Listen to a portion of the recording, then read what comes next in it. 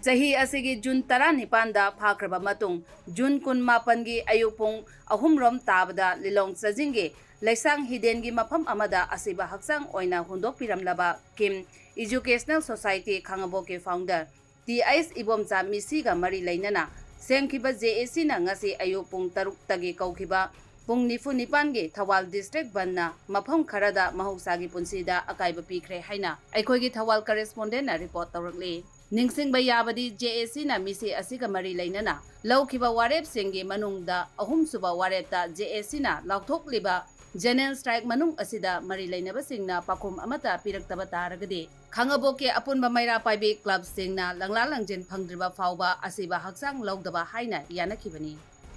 अखोइना ngasi ban tawrisa अखोइगी थोकम इफो बचा हाइदना मियाम की ख्वाइदगी तांगलबा money मतु मियाम की सोशल वर्कर ओइबा दुगुंबा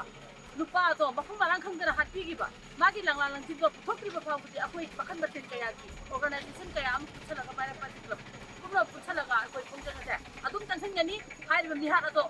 हेक थोकि फावबा अखोइ थोकम चुमान हाललोय अखोइ पुंजन अदुम तंसनगरा लेजनि अदुना अखोइ मरम वरगा नेसे हाइये अखोइ पंतौजबने मसिदगी सिदा डिलीवरी दा लापा ना एक अमा अते अते लोन थादोई अखोइ क्राइम थो तौजदे अखोइ याम सेक्रीमेंट अब याम नुंगाइ दबा पेन दबा बिसे इजम दबा मिसक अमाबु करम मगोदा करम ग्राउंड माबु फातो पिरि बनो हाइबसे असिगी मतंगनी अदुगा अथुम मतंदा सरकारना स्टेट गवर्नमेंटना बहाकी लंगला लंजिसे हालिबा बिहा अदु तरानो जेनल पतरिनो तौरि बाहाबतो बिहा तो पुथोपियो नत्रपति मखन